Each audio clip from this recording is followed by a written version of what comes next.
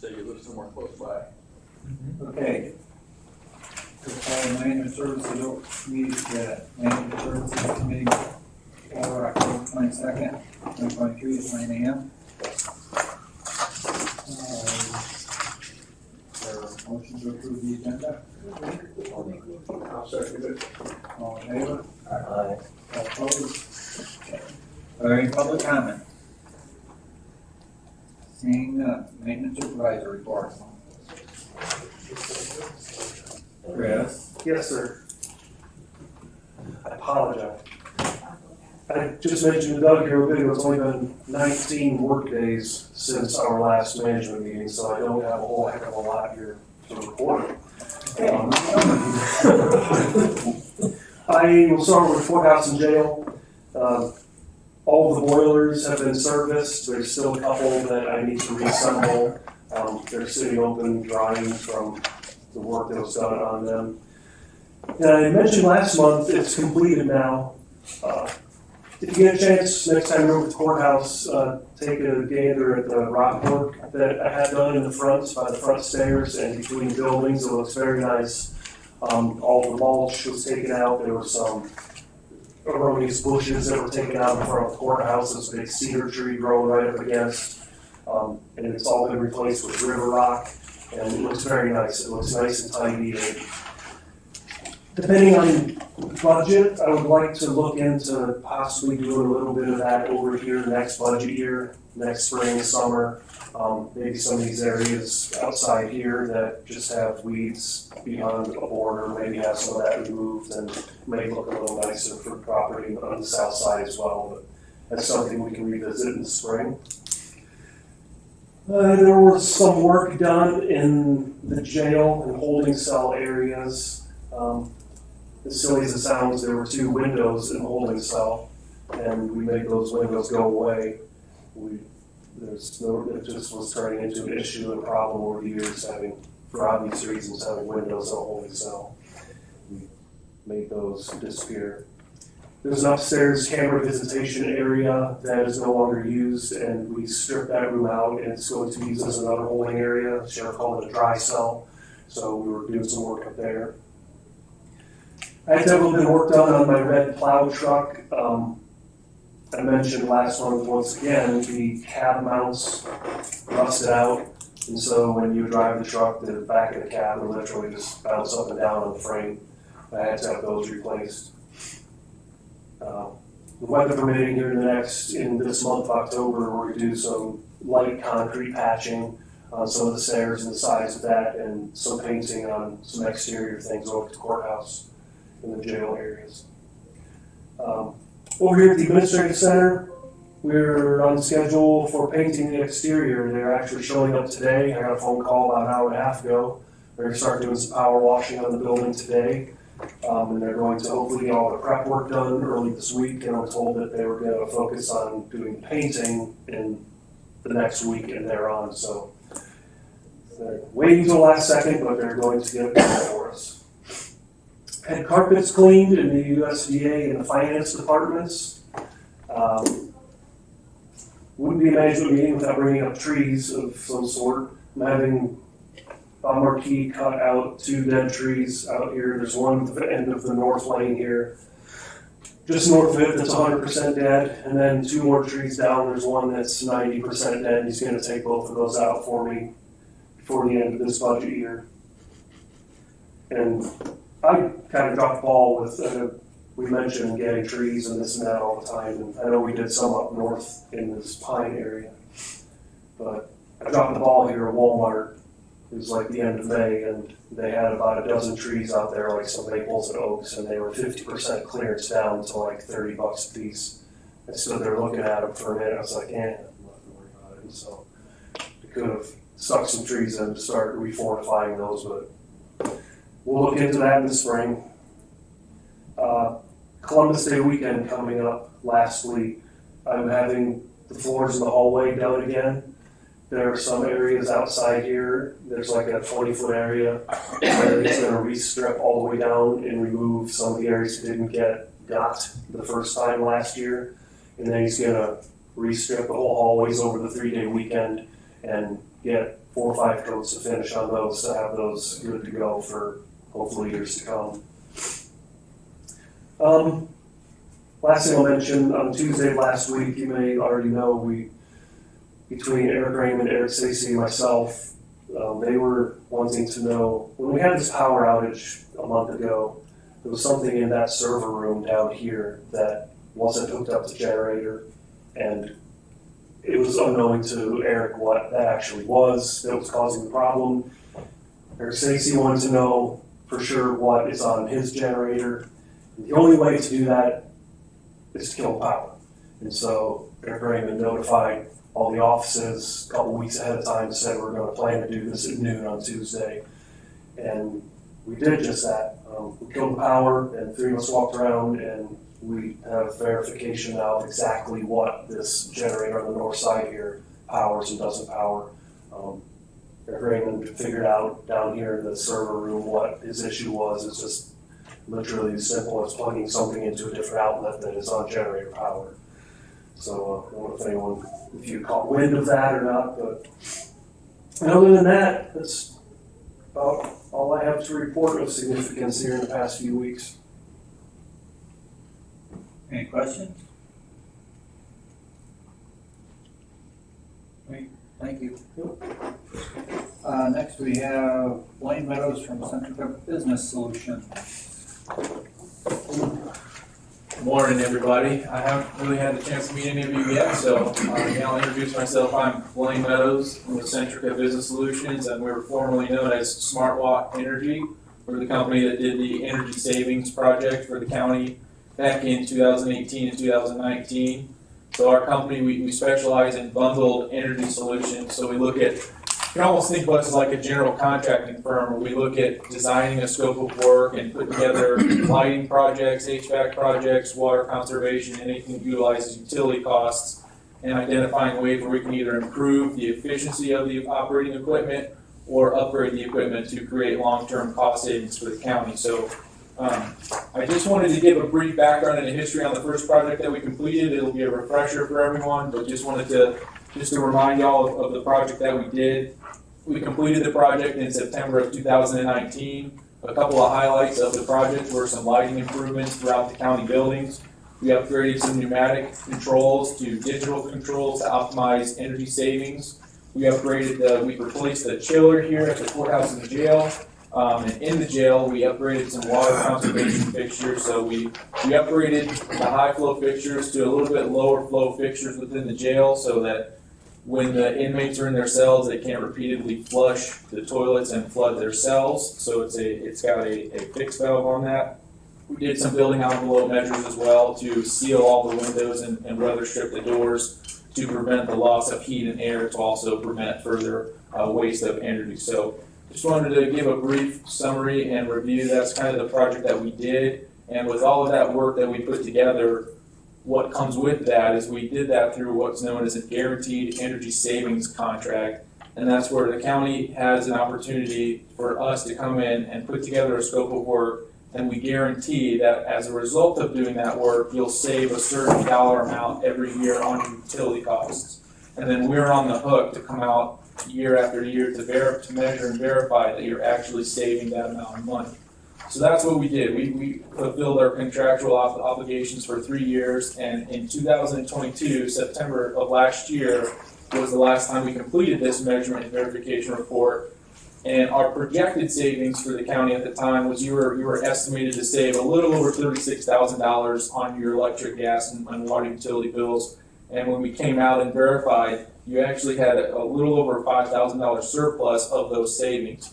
So I just wanted to remind everybody of the project that we did, and reiterate that when we say we're going to come out and look at ways to help save the county some money, we're going to deliver on that expectation. So the reason we wanted to come out here today is to talk about another potential project we could talk with the county about to further generate additional cost savings on your electricity costs. And this was part of the project that we considered it an other measure considered as part of the original project. It just wasn't economically feasible at the time due to the financials and the incentives available. It didn't really make sense to really look at, for a non-tax paying entity, to look at solar And so that's the potential project that we'd be looking at talking about, because we've already done all of the low-hanging fruit throughout the county. We've already upgraded all your lighting, we've already upgraded some of the HVAC systems and water fixtures, so there's not a whole lot left in terms of looking at other ways to save on your energy bills, other than potentially looking at offsetting your building consumption with a solar system, either on the roof space or optimizing some ground space around the building. But just want to make sure everyone is clear on this. We will not be asking to utilize county farmland to generate a community solar system. That is not what we do. We understand that would not be of interest, and quite honestly, no county we've talked to so far has been interested in doing that, so that's not what we do. Any solar projects we talk about would just be strictly to offset the electricity at the on-site buildings where it would be at. So the purpose of it would just be to identify how much electricity we could offset for any building. So we would be working with the internal staff or the maintenance team to identify potential buildings that would be good candidates for solar based on the roof age, the age of the roof, the structural analysis of the building to see if the building can even hold a system like that, and to see just to put some cost estimates together. So again, no farmland would be requested to utilize this. This would just be looking at putting a solar system at on-site facilities throughout the county to offset your electric use. And back in 2019, we had looked at potential candidates, and at the time, we identified that this building on the roof space would have been a candidate we could look at and entertain for solar on the roof of this building. And then we also identified some ground space at the jail and detention center. You can see there's images on the slide 2 of the PowerPoint layout I gave everybody. So those would be some further, we would need to further investigate what that would look like and cost estimates and all that, but I just wanted to put some visuals in front of everyone to let you know that those are some potential sites that we had considered back in 2019, but we would further investigate that upon approval of the county board. So moving along, the next page I put in there, I just wanted to highlight the main, kind of the game changer and what's made solar a much more attractive project here within the last year or two, and that's the investment tax credit. And this comes through the Inflation Reduction Act, which was passed by the federal government here within the last 2 years. And in that, the state of Illinois has kind of positioned itself to be one of the most lucrative states in the country for considering renewable energy projects like solar. And this investment tax credit, being the game changer that it is really the biggest thing behind this is that prior to the Inflation Reduction Act being passed, non-tax-paying entities were not eligible to receive this investment tax credit, and now you are in the form of a check. So they refer to it as the direct pay method. So just to give you an example of what that would look like, the federal government is telling all non-tax-paying entities that if you were to consider putting a renewable energy system like solar at your facility, if the cost of that system is roughly $1 million, you would at least be eligible to receive up to 30% as a base rate and up to 50% of the total cost of the project. So breaking it down even further, if you had $1 million project, you would be eligible to receive at least $300,000 and up to $500,000, which would be up to half the cost of the system, and you would get that in the form of a check written to you from the federal government. That's just one of the 3 tax incentives that you're eligible to receive. There's another one called the state renewable energy credits, which would come from the utility, and there's another state incentive as well. But I just wanted to reiterate that and let everyone know that there are very lucrative incentives from both the state, the federal government, and utility companies for any organization that's considering renewable energy projects. And that would be something that we could further investigate and get somewhat of a cost estimate. I know this is pretty general, not very specific in nature, but just wanted to put the concept out there to see if there was even an appetite to pursue, and just to see if it would, see what kind of a project would shape up, and see if the board would be interested in us putting together an assessment to give you an estimate. So kind of next steps from here, if this would be something that the board would like some more information on, there would not be any cost for us to do what we refer to as a preliminary feasibility study, where we would have some engineers just kind of look at the structure of the buildings from the county, look at the age of the roofs, determine what your current electrical load is from consumption-wise, and then put together some costing in terms of how much it would cost, how much you would save, and what incentives you would qualify for. So I think that's all that I had. So if there are any questions, I'll open it up. Are there any questions? Yeah. How long are these solar panels good for? Typically, these panels are good for up to 25 years. How many? 25 years. 25 years. Okay, suppose we want to redo the roof and all this stuff that Mm-hmm. are up there. Can we get under them to redo a roof, or do we? Typically, we wouldn't recommend putting a solar system up on the roof if you're planning on replacing the roof within the next 5 to 10 years, or even within the next 20 years, Okay. because it would cost just as much to remove the panels and put them back on as it would to install them originally. So that would be part of our analysis. Is if the roof is old enough, we probably would X that out and wouldn't consider it as a potential.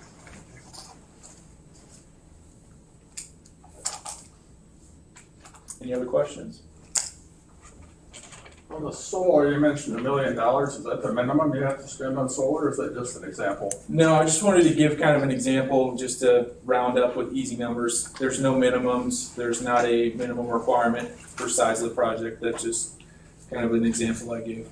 A big roundup. You said a surplus of savings in the last project. What's that mean? Means that the savings we projected, you had an excess amount of savings than what we had projected. Okay. And how do you save that money? I mean, that's you guys come in. I'm not sure how this works. You guys do the work, and the county saves money on utilities. Mm-hmm. What's the cost? Do you hire local contractors to do this? How do you get? You're the general, right? Yeah, so we're seen as the general contractor, and we're a design build turnkey company. So we have a team of in-house engineers that design the scope of work, and then we work with the county staff and we issue an RFQ through the county. And if we are selected as the qualified provider, then we work with the county we would then be administering all of the bids and the RFPs with the local subcontractors that would actually do the work. And then once the work of the project is completed, then depending on what the contract states, usually it's a minimum period of 3 years following substantial completion. Our team of engineers would come back out every year for a minimum period of 3 years to come out and measure the systems that were upgraded, any work that was completed, and verify that work is actually coming through with savings on your utility bills. So what your fees are covered by the savings over a 3-year period? Not over the 3-year period. The Guaranteed Energy Savings Contract legislation allows for us to put these projects up to 20 years. So the measurement and verification services is for a minimum period of 3 years to verify that the work. There is an added cost to that, so a lot of times counties don't further utilize that service, because if it's working within the first 3 years, those savings typically are going to realize for the next 15 to 20 years as well. We have a lot of work on that. What's that? Draft. Shows the surplus. Any other questions?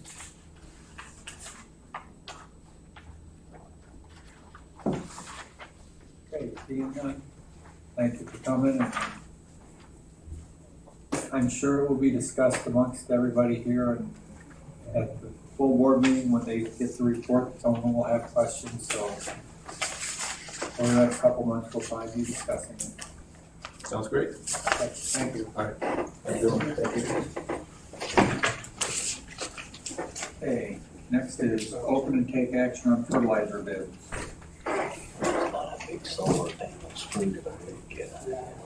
Well, we have that rubber membrane roof on there how old is the roof now, Mario?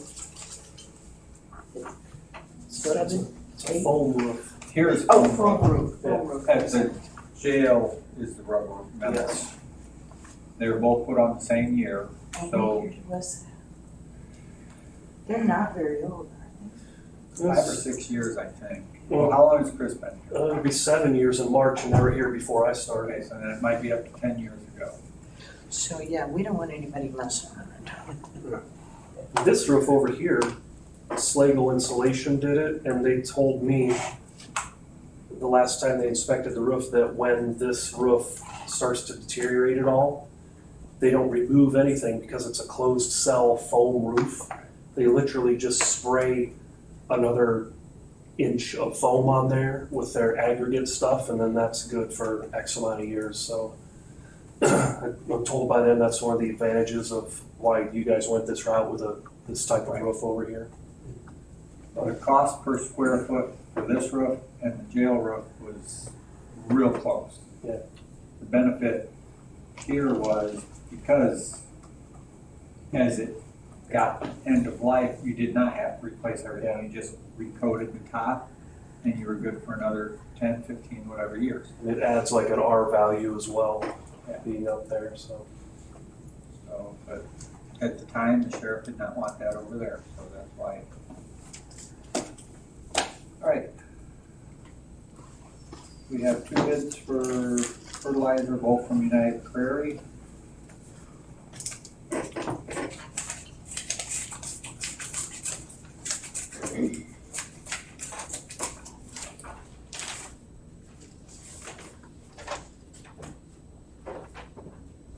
Bid number 1. BRT, both phosphate, potassium, phosphate 54,000 for the 140 pounds, potassium 114,440 pounds. Total amount of bid $54,202.70.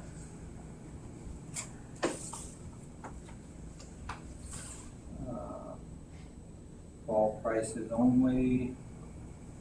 Would not recommend BRT potash, would recommend spoon feed potash, C second bid. Line was done for these soil samples fall 2022.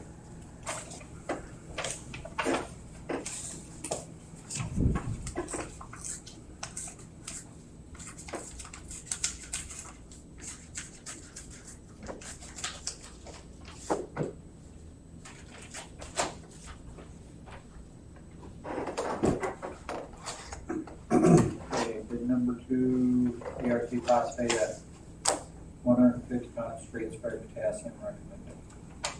Phosphate 54,340 pounds, potassium 58,700 pounds.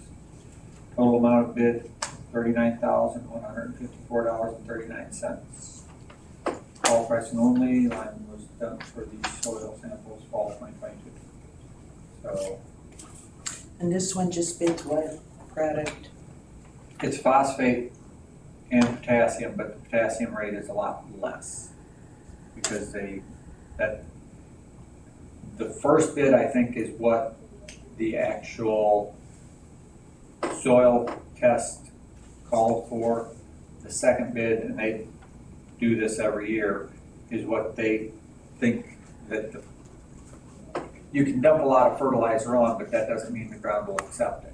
So this is what they think we can actually make use of.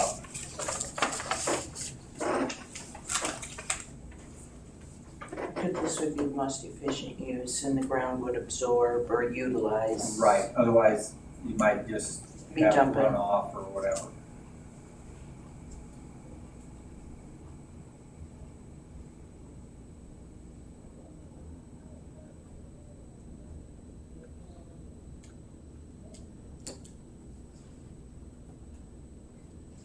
Well, I think that the VRT is on the phosphate only, not the potash. It's just a straight spread.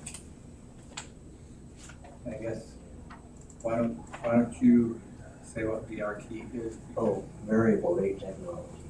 So if the soil type changes, it, you know, it may, the spreader may turn on or it may turn off, you know.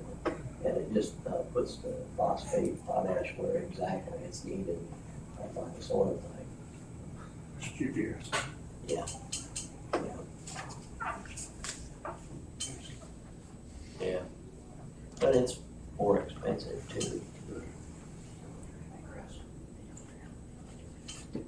Naturally.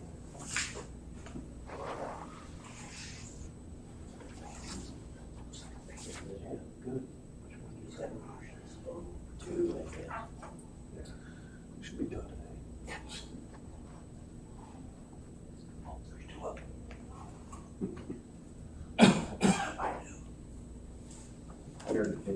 pounds, that's a decent amount, you know, that's not whittling back on anything.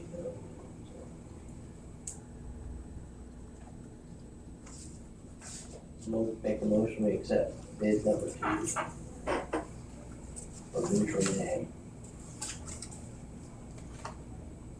No. United United Prairie. Okay. We didn't get bid from United Nutrien. Prairie. I'll second it. Or did you second it? Okay, so bid number 2 for 54,340 pounds of phosphate and 58,700 pounds of potassium for $39,154.39. Paul, did you second? I seconded it. Any further discussion? Well, it's not to bid, but in general, we only got the one bid, even though we sent for everybody. So discouraging. I even called FS down here and told them that, encouraged them, and, you know, they're just 4 miles up the road, you know. I don't know.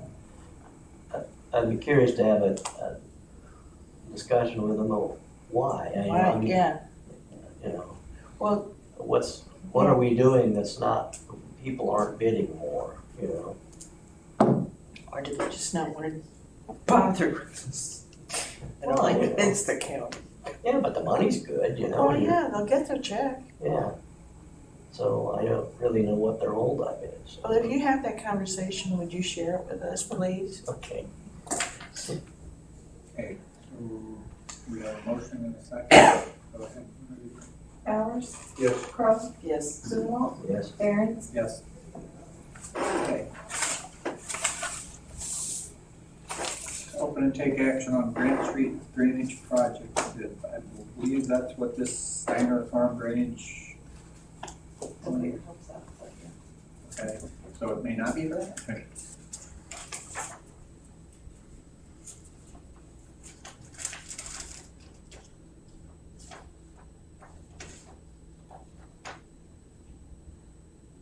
Oh. Thank you for considering us for your project at this time. We respectfully wish to decline the bid on your project. We currently are booked for 6 months or more. So we have no bids on that.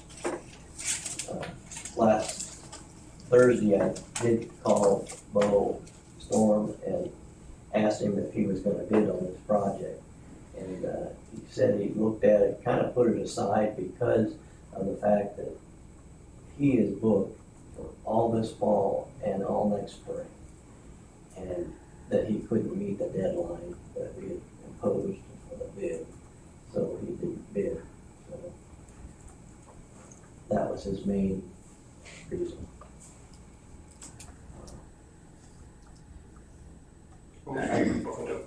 Yeah. What was our, I think maybe it might be a possibility that he could do, or something next summer would be the next time that he would be available.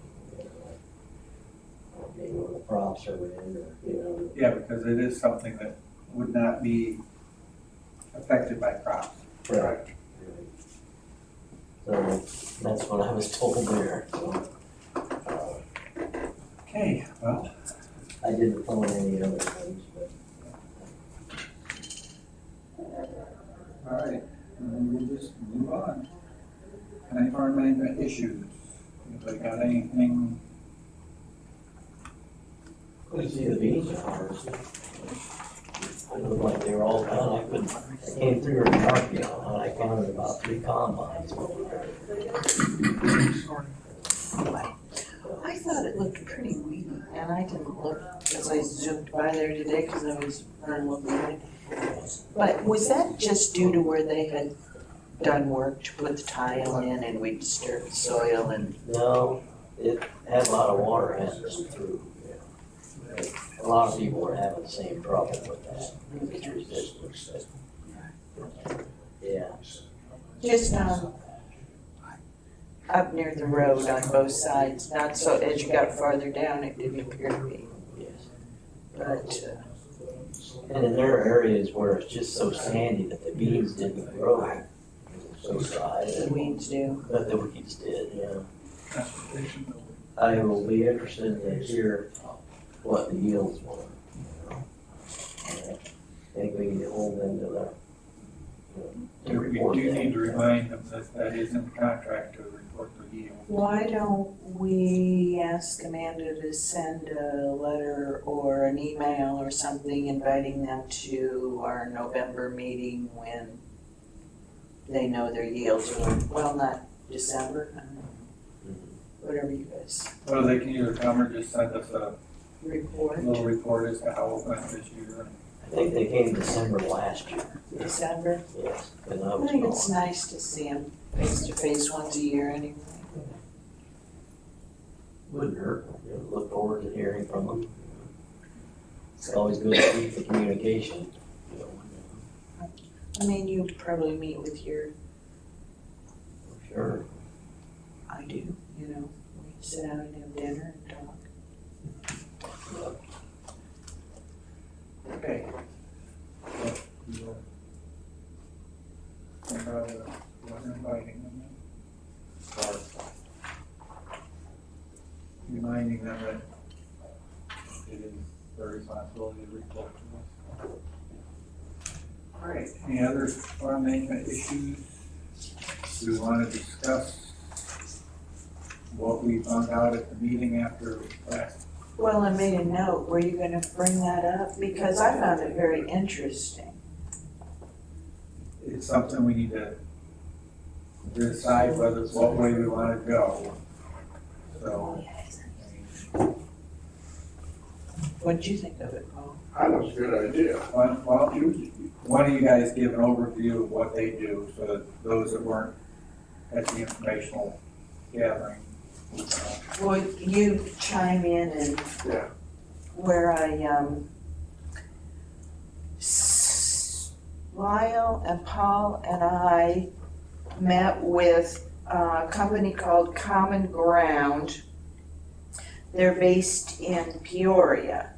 And what they are interested in proposing to us is instead of the traditional paper bids that we open, it's an electronic online bidding process which opens it up to a greater, well, it would be within 60 miles, wouldn't it? Our bid circle would be within 60 miles. But we would not have paper bids then, but we could still do a bid opening here. We could coordinate that with the time the bidding closes. They have 3 years of experience. They have a database of bidders. The bids are anonymous. So while we could get online and we could see who the bidders are, the other bidders can't see who they're bidding against. Their fee is 4% of the gross lease. And, Charged to We the don't pay bidder. for it, right? right, it's charged to the bidder But anytime you do that, the bidder will take that into consideration. in their bid, right. They talked about a soft close, and what happens is, I don't know if any of you ever bought stuff on eBay, but as the time was running out, you were trying to refresh and slam in your last bid. Well, that's not the way this works. If you increase your bid, if someone increases their bid, that extends the bidding time for 15 minutes. And then if someone bids at 14 minutes, that extends it for another 15 minutes. So as long as people are bidding, they keep increasing the time increment by 15 minutes. And they claim that they've seen an increase of 39% in rental fees. So of course, they're very high on there. Interestingly enough, the one fellow is from Peoria. One of these fellows is from Cissna Park. I don't think he's associated with them, but he's run across them and deals with them. Because he's got the program, and it's very complicated to me, I'd have to hear this again. there's an insurance available to a bidder when the rents get so high, and it involves crop prices, and there's coverage to make sure they can make their lease payment. There is now insurance for that. But it's also a very new program, started like in August of this year. It's a very new kind of insurance. So, did I leave anything out? I think it's a great idea. I wouldn't wanna do it for my farms, but, For our purposes here. but for our purpose, yes. I think it's fair.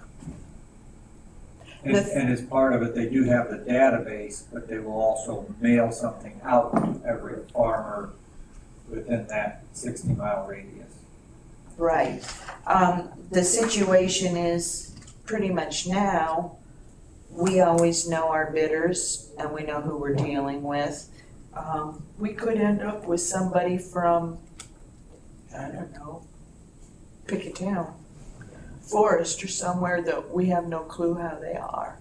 And we still have the right to reject bids, right? You know, we still have the right to reject bids. And If we look and see that, oh, that's someone that, the high bidder is somebody that we've dealt with in the past and we don't have a good relationship with them for whatever reason, then we can define that. Now, the last time we did this, we went out for bid, we had a lot of Iroquois County farmers upset. And this probably keeps our hands out of it.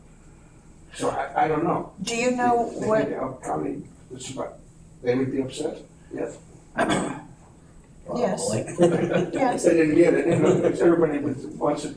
I believe in the past, what I've heard, and see if this is the same as you, is the Iroquois County farmers pretty much believe that an Iroquois County farmer should farm the farm. Right. Yes, I've heard that many times. And I remind them that the current tenant does own farm ground and pay taxes in Iroquois County, even though their address is not in Iroquois County. So, and I'm not sure that legally, if we went and asked Jim Devine, if we could even be that restrictive in the bidding process. So, that's been a complaint and something for a long time. Yes, also, there's another part of that is that people are griping because the grain doesn't stay in Iroquois County.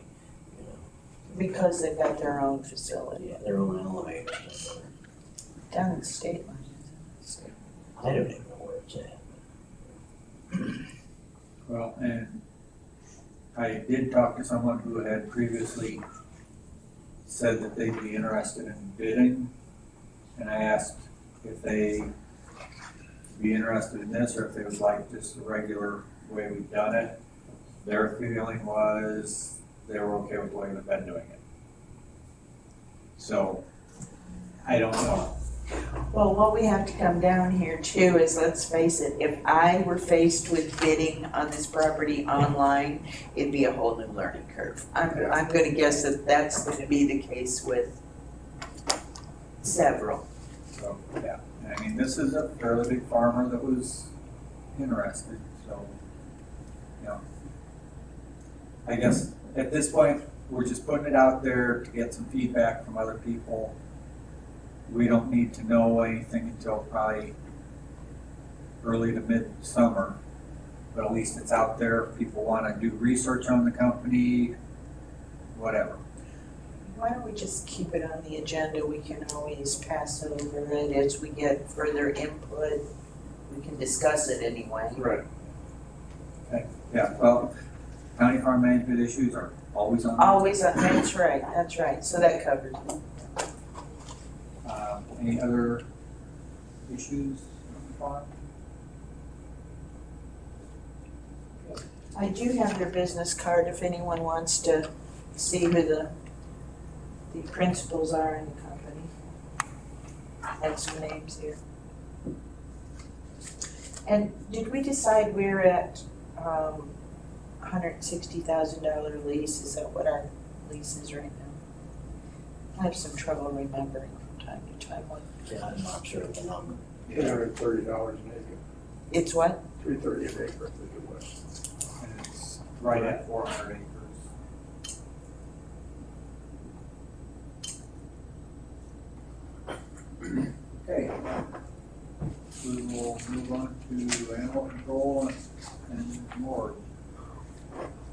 any updates on animal control? Anything we need to discuss there? Any building improvements,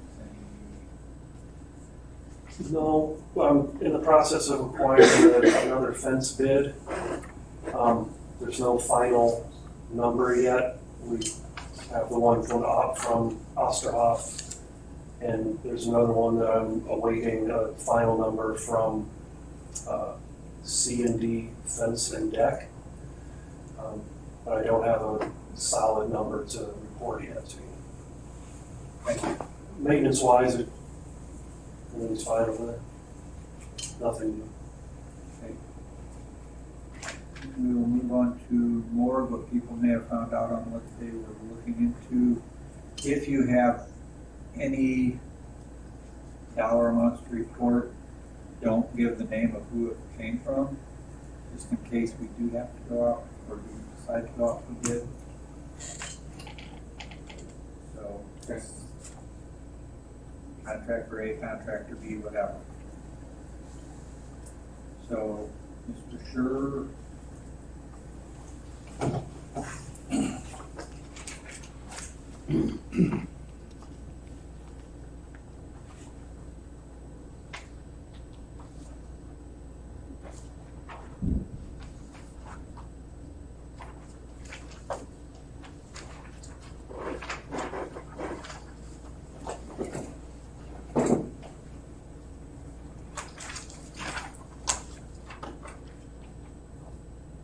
We've been pursuing, I say we, Mr. Geiger has been working with me, helping me on this, pursuing the location over at the maintenance shed. And these are some rough numbers that we think are more than adequate to cover the cost of the facility over there. Basically, what we would be talking about would be adding on to the north end of the building. So we'd be putting up 3 sides and a roof, along with a concrete foundation. We've had the land over there has been surveyed. We've had the Julie people come out, identify where the different electric and so forth is. We had the city of Watsika come over and located where the sewer lines are and water lines and so forth. So everything looks like it'll work out very well for that location. And to me, this is the location that makes the most sense. It may be a little more expensive than one of the other alternatives, but I think in all due respect, I think this is the place we should be going to. Approximately what size was this? This would be about a 30 by 30 addition onto the north side.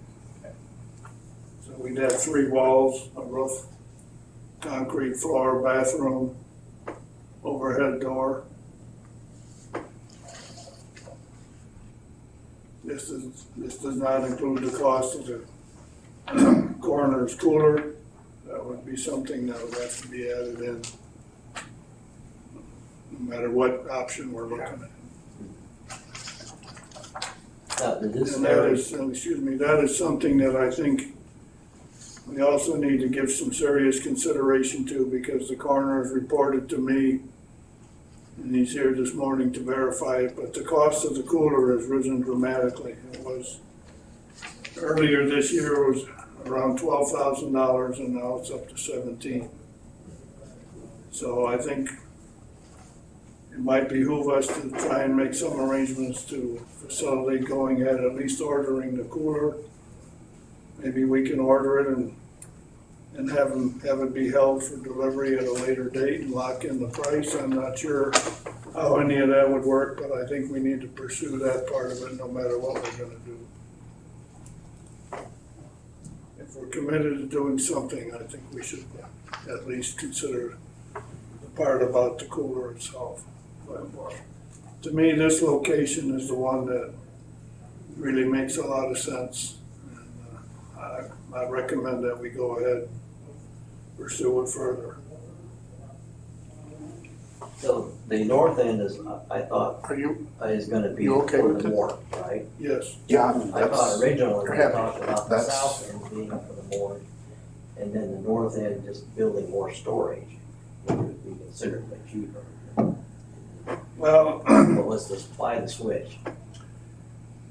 well, what you're saying was what my original thought was. If we were gonna do that, we'd have to build an interior wall inside the existing facility. And we'd have to make some arrangements so that there'd be restroom facilities available for the maintenance supervisor and anyone else that happened to be doing some other type of work out in that area. So by going on the north end, we're completely isolating it from the rest of the building. What we're doing is taking advantage of the south, what would be the south wall of the morgue and the north wall, the existing building staying where it is.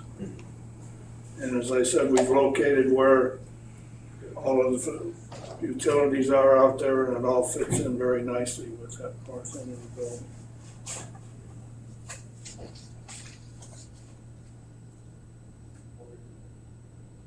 I think we added this around for a year and a half now.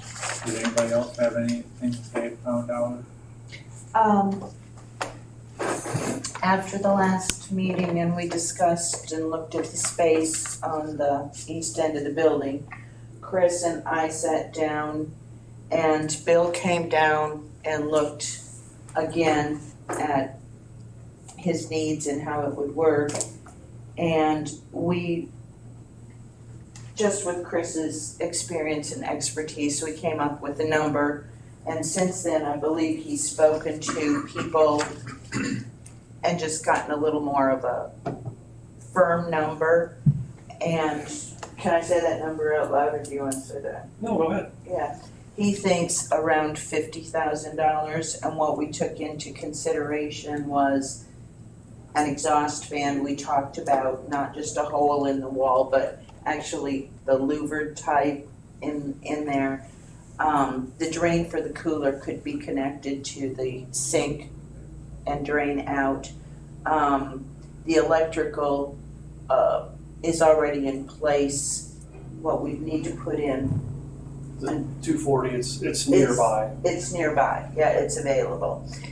We talked about the security. Bill is not concerned about the security with, Bill, am I correct when I say that? That's what Yeah. you said, right? Yeah, I'm not, He is not concerned due to the fact we have people here 24 hours a day.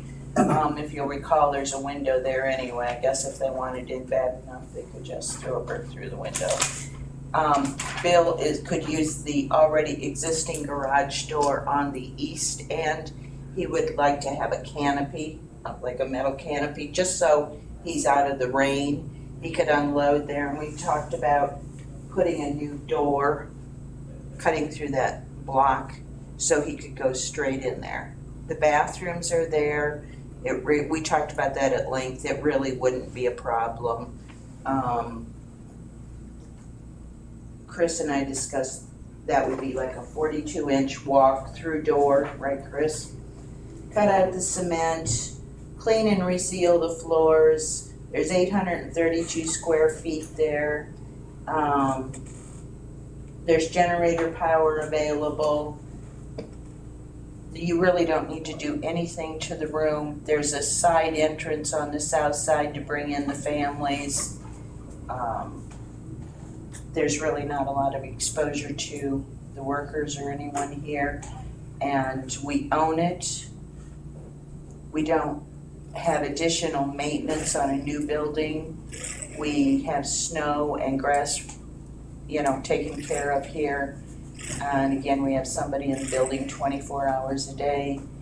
And the con is that, I guess, the lease situation. Right. And when I asked John earlier this week, he said that that board would be willing to discuss. What is the rental on that space? How much? Oh, I've got the lease, hold on just a second. $15,466 in 12 monthly installments of $1,288.83 each.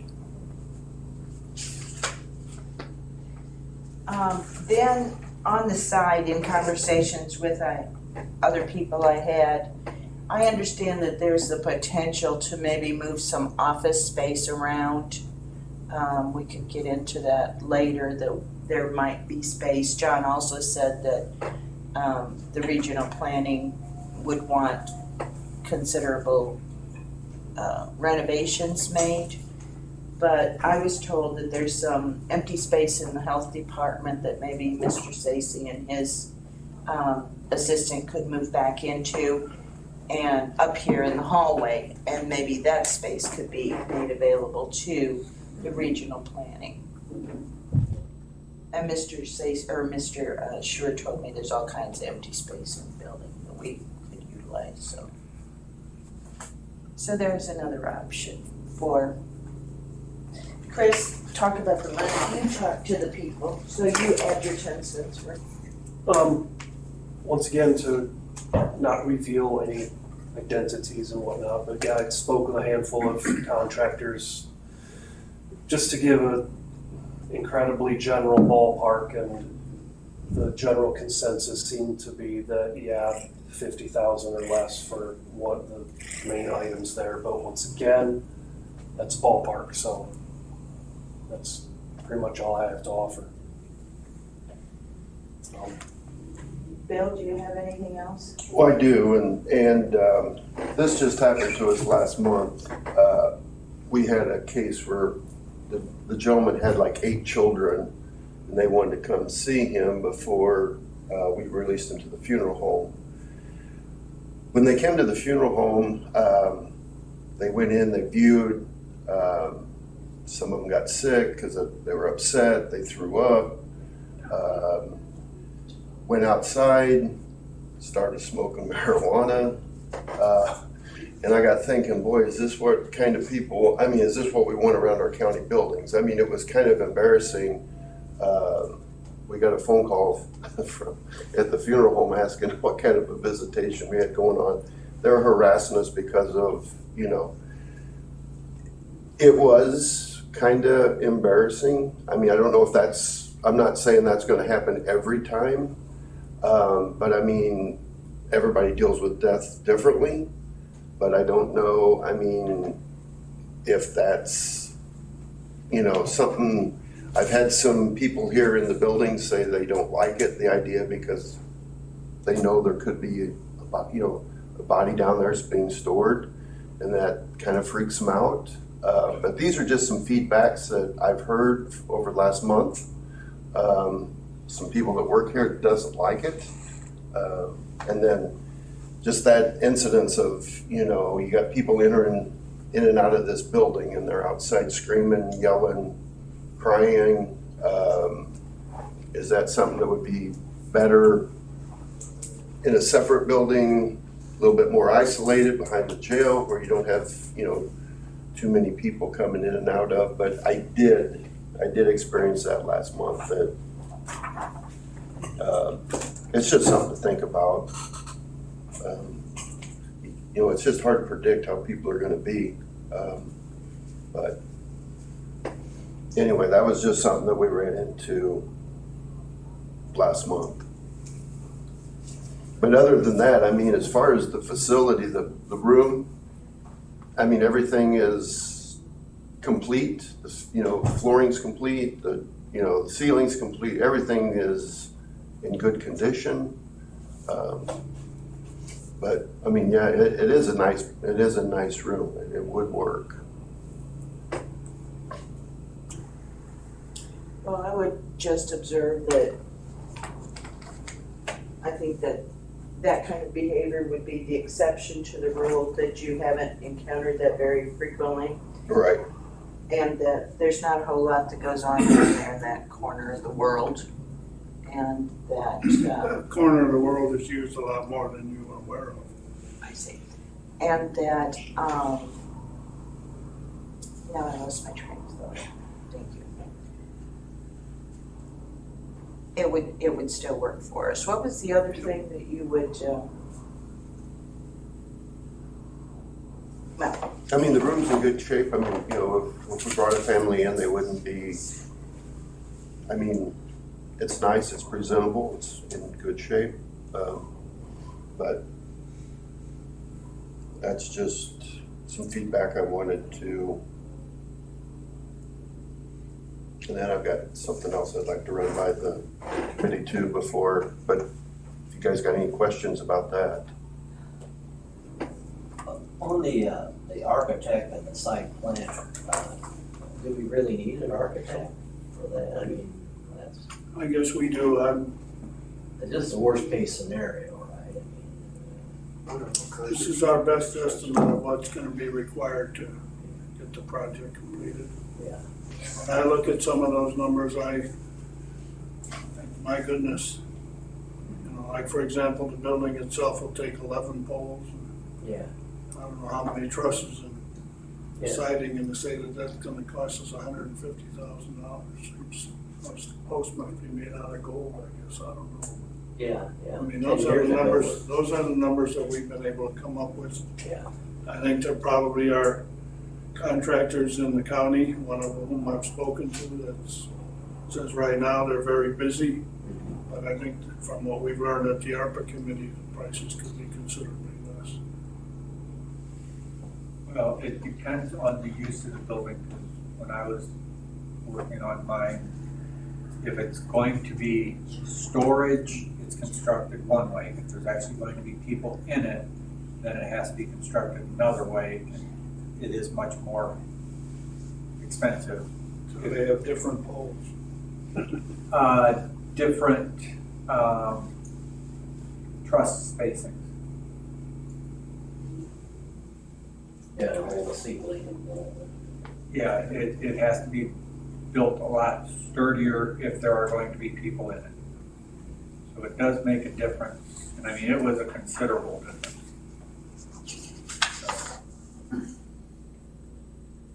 Well, needless to say, these are the numbers that Doug and I were able to come up with. And I think most of it represents a worst case scenario.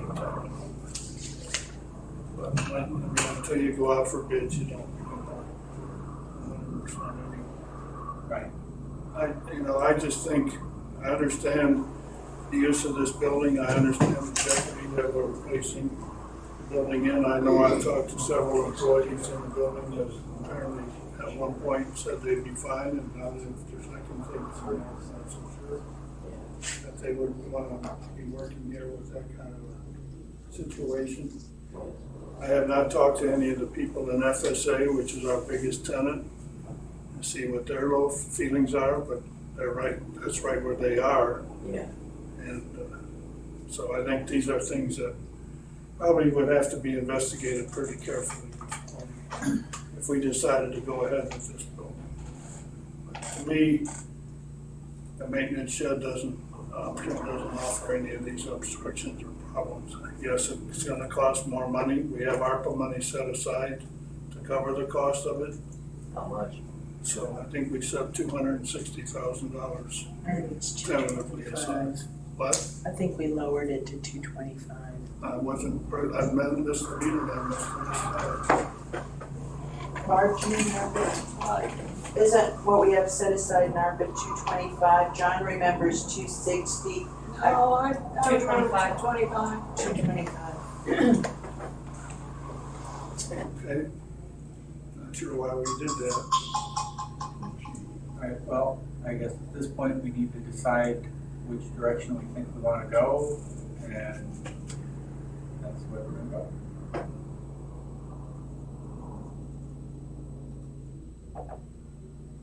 Just as a rough figure, with the rent we're getting down there, it would take 14 years of rent to pay for that. So without the rent down there, 14 years, you just got on $230,000. I would say also that if we did decide to go here, workforce development, moving out of there, we're gonna have to find another place for them. If it's their existing office, which probably would make the most sense, there'd be quite a bit of money required to remodel that office. I have no idea how much that would be, but I can see where it could easily be close to another 50,000. The way that office is constructed in there right now, to remodel it, tear things out and redo it, could be rather extensive. Is workforce development, that's hypothetical, like, do we know if they're a long-term partner renting that space. Yep. As far as, They've been here as long as I've been here.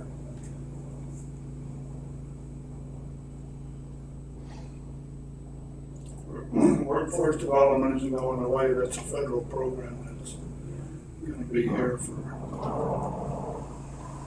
as long as the government engages in welfare activities and all that workforce.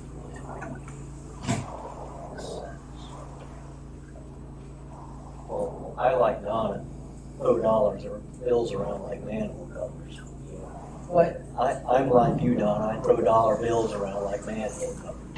But I'm personally kind of creeped out by the whole farm thing. And that's been the issue from the very beginning. The is whole what? I'm The sorry. whole morgue thing, Oh, okay. of where to put it. We can't put it in a residential area, we can't, we're just sort of restricted of where we can put this thing. And I'm just thinking about my children's children, as far as where we would put this thing long term in the best place for the county and the best use. I understand that it's a golden opportunity kind of with this ARPA money to be able to put up a nice morgue and for future generations down the road. And, I guess if it wasn't from the ARPA money, I would be more inclined with your option. Well, and I don't mean to be insensitive to that, but I just think about, nobody needs to pay attention to what goes on that end of the building. They wouldn't know if there was a body there or not, unless they went to find out, or they saw a bill down there. And we go to the funeral home all the time, and so I guess I feel like, what's the big deal? Yeah. Some people would get kind of creeped out about working in the same building with bodies. And there are some people I've that, talked to people that are at the far west end of the building that are very concerned about that. there are people that will not. Just will not. The other day, I believe it was last Friday, that we met with the coroner out at a location out by Crescent City with a gentleman that was willing to rent us a garage that we could use temporarily. And he had his caretaker out there to open the door for us. And when he learned that what we were gonna do in there, he says, I'll never come in here when there's a body in there. Well, I think we'll get into that. I think that's what Bill was referring to. So let's try to stick with where we're at. I think what Bill was saying, and I can attest to my own personal experience, is that this is a situation or a matter in which it's very difficult to predict what's going to happen insofar as human behavior. You just never know when you're going to have situations develop where people's emotions are going to override their behavior. You're going to have people, in this case, almost every time that you have a body down there, it's going to involve somebody coming from outside the county to identify it. And trying to predict that behavior is very, very difficult. Well, if we add on to the shed over there, the only one to be queasy would be Chris, right? I don't get queasy. Okay. You get dizzy? Depends on the ears at. I'm for the adding on to the north end of the building. Well, and who wouldn't want to have a brand new, bright, shiny building as opposed to made over, rehabbed prison room? I guess I need a motion to proceed one way or the other. I'll make the motion to proceed with adding on to the north end of the Getting bids for that. Yes, if we're not. And I'll second it. Hey, we'll just be grateful that we've got something to let them vote on Tuesday, right? Right. Glad that you did the work and that we've got, I think it's a reliable option. We think. Okay, whenever you're ready.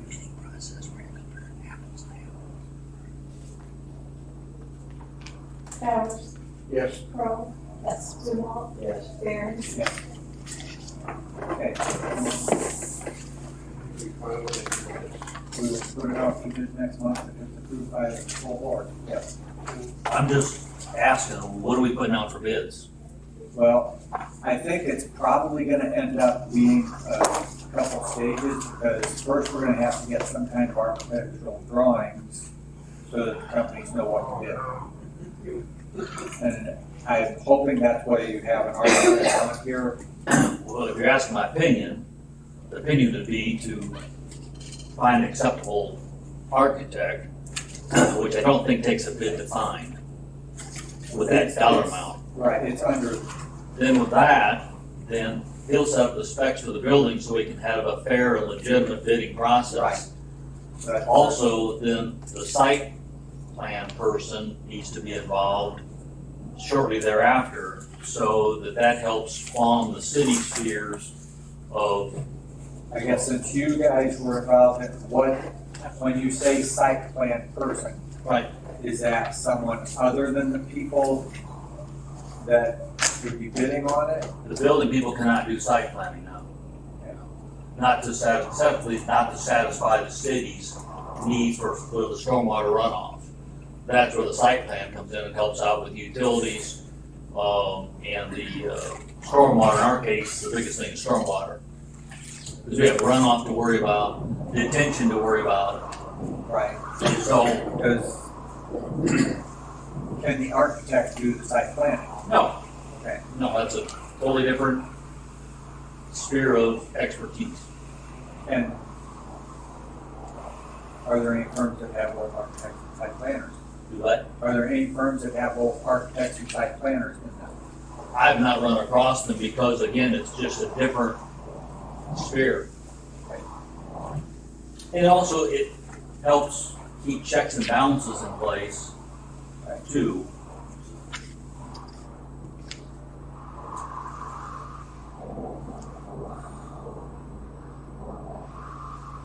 I guess as long as the site planner stays at that amount, I guess this is where I need a little assistance from the finance department. Is it the aggregate of the project, or is it the individual things that we would be doing that determine whether or not it has to go out for bid if it meets the minimum? Well, it has to stay on budget with the ARPA money. Is Jill listening, or is she powerful driving it out? That's probably a question for Mr. Devine. But, okay, so they got an estimate of 5,000 for the site, for the architect, and 15,000 for site planner. When we go out for bid on individual things, even though it's one project, but individual things, does it have to, what is it that determines the dollar amount for going out for bid or not going out for bid? Well, if you're gonna use federal funding for it, then it would be bid together as an entire project, so that would have to fall under the bidding process. However, you could, if we use, say, some of the tribal fundings that, will be left with the next track of 50,000, we could bid that separately from, and not use the ARPA funds, to do that, since you're estimating, you said $5,000? 5,000 for architect, 15 for site plan. It's both for the same project, but it's two different. It would still fall underneath that $30,000. So you That's would bid them out assuming- as, you would bid them out as two separate projects, and you could even use separate funding for that and not use the ARPA funding, and use the ARPA funding strictly for the building of the building if you wanted to. If you're gonna do it all together under ARPA, then yes, you would have to bid that out, because federal funding would fall anything, from, according to our financial policies, 3,500 to that 30,000, we would still have to do a competitive bid for. So we just have to watch how we fund it to be able to not necessarily be able to go out and just find Right. people. Right. So, wanna get it clear and before we start spending it. Well, exactly, and, I think one of the hangups we had before was getting the specifications. So you've said get the specs from an architect, and so do we have an architect in mind? Do you have a name? You don't have to say. Have recommendations, and it's been accepted, that name has been accepted with the city of Watsika, who's gonna be an overseer of the project, along with some builders also, that they're comfortable with this person. And that was just a kind of a thrown out number of 5,000, as was the 15,000 for the site planner, because you couldn't really talk about it. So we can get a lot sharper pencil if you want to move forward. Well, I think it's the consensus of the committee to move forward, so we'll see what the full board says. Who's gonna move forward, the committee, or who's gonna be doing the legwork? What does the committee want to do?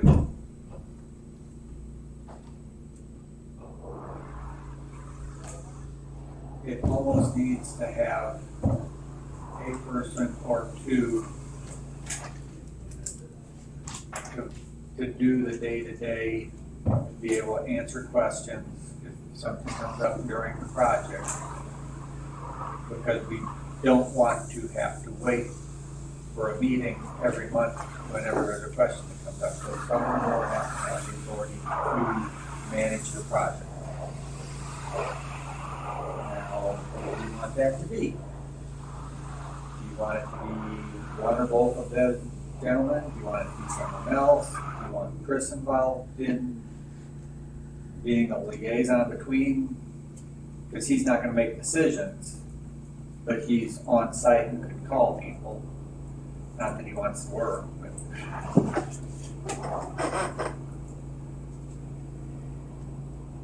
Or can we just say, hey, Bill, it's your project, you deal with it. I'll do it, whatever it takes. I don't care.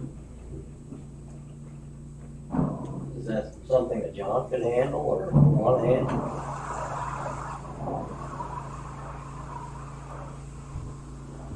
Good job, Doug. I would volunteer to work with somebody on it. Yeah. And then keep the committee informed, or any questions arose, bring it to Lyle's attention.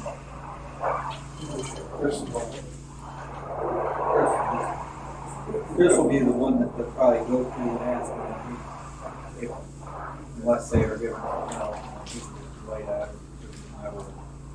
Or say, hey, it's not me, talk to this guy. Well, I really think you should. Okay? There should be someone from the committee involved. That's fine. Could I suggest having myself and Doug be that? We've already spent quite a bit of time on this, both very familiar with everything. Some days when he might not be available, or me likewise, but I think the two of us communicating pretty well together. And maybe you didn't hear because of the noise, and Lyle, because there really needs to be a committee member involved as well. Okay?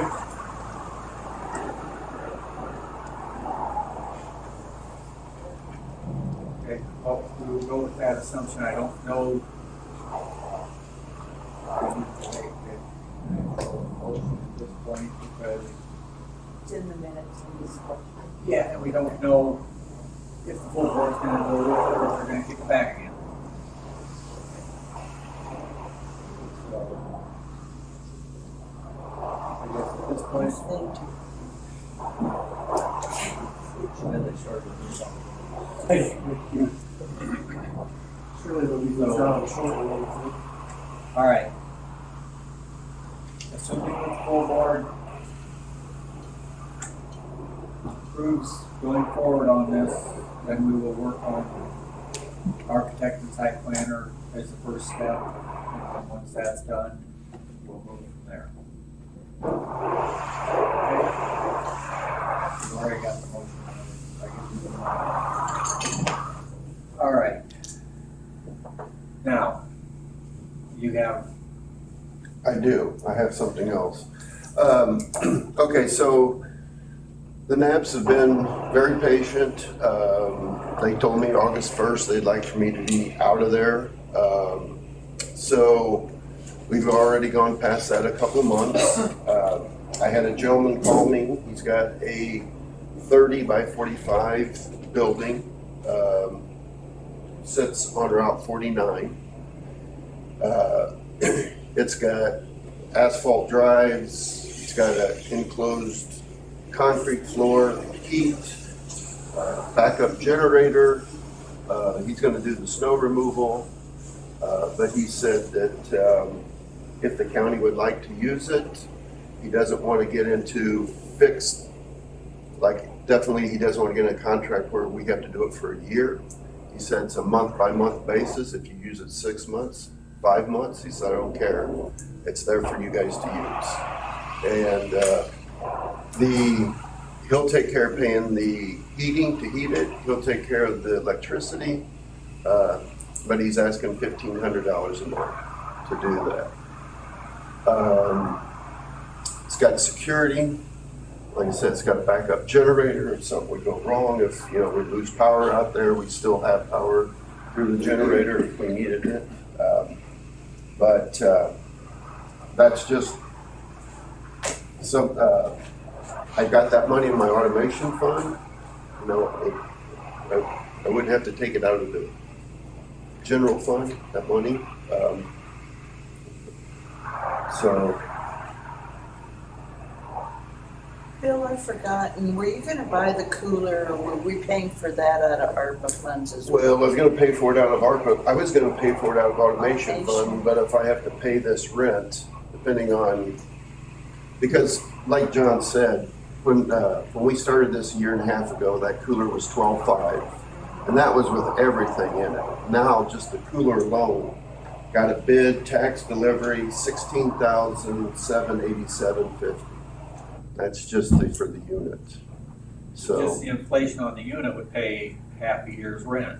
right. So I don't know what's going to take place in another.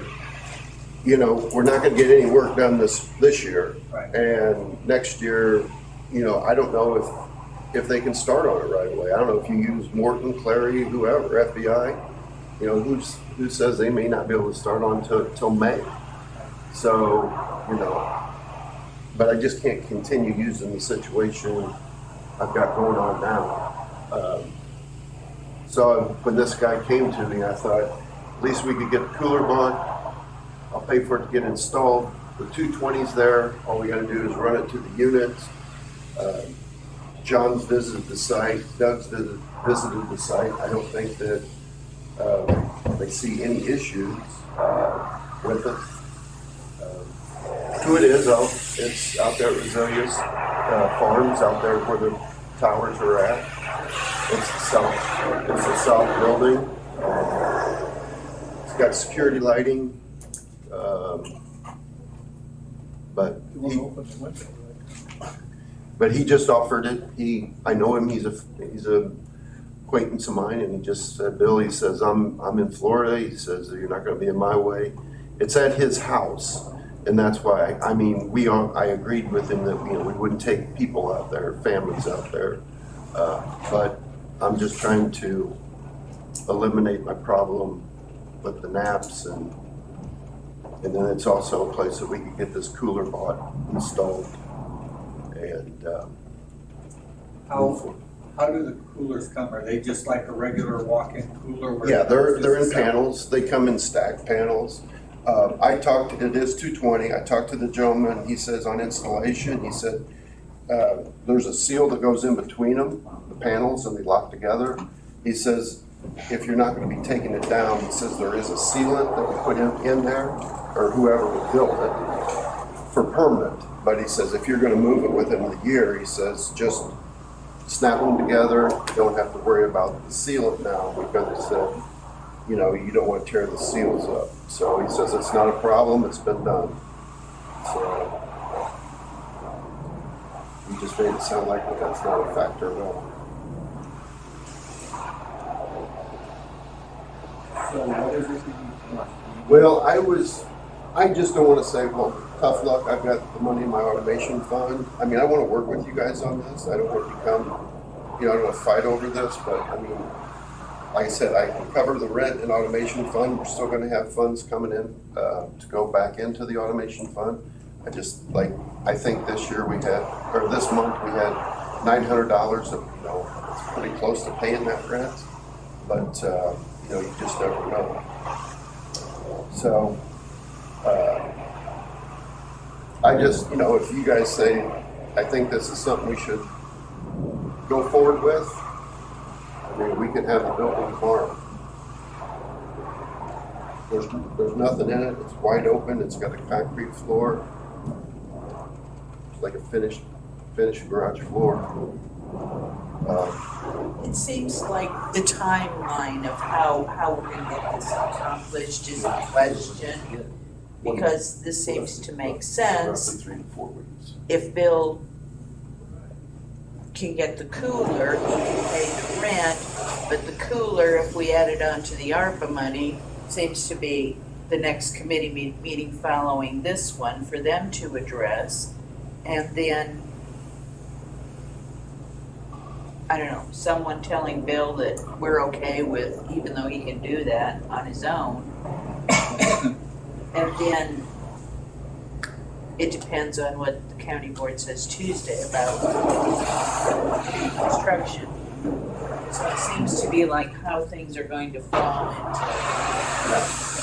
I mean, no matter what, we're past when we were wanting to be out of camp, so we need to do something with that. Well, I think it makes sense, like we talked about earlier, is to get the cooler no matter what. So that needs to, are you gonna go to the ARPA meeting following this, Bill? Yes. Because I was gonna say, if you guys say, yes, I think this is the way to go, then I would request the money to get the cooler ordered. And he told me it'd take about 3 to 4 weeks to get here, so we're looking probably the 1st of November anyway. Before you would be in the building on 49. Yep.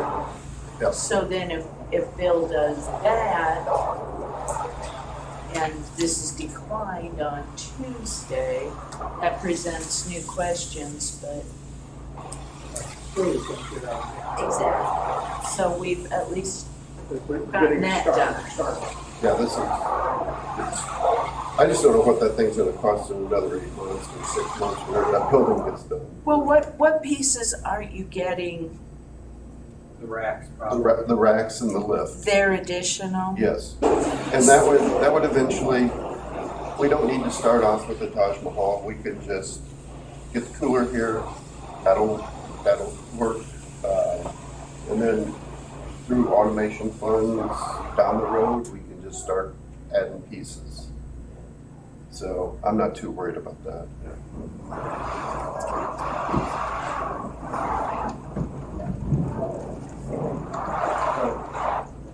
Consensus of the committee, move forward, Bill?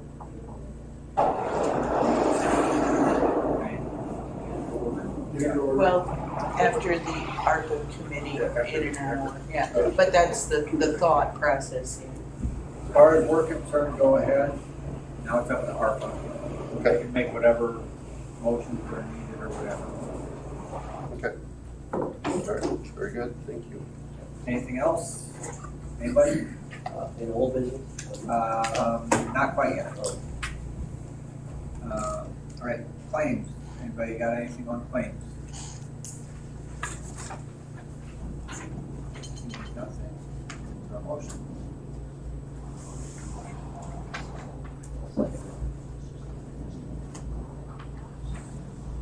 Bowers, Yes. Crowe, Yes. Zumwalt, Yes. Barron, Yes. Old business. I just think we're like giving up on the street drainage project at the moment. I want to kind of think about giving it a year to, which would get us in the next summer. I don't think we're giving up. I think we need to redefine, I guess our timeline was not conducive with them. So we need to look at that and adjust that. So I guess if we want to reevaluate that for the next meeting. Let's put it on.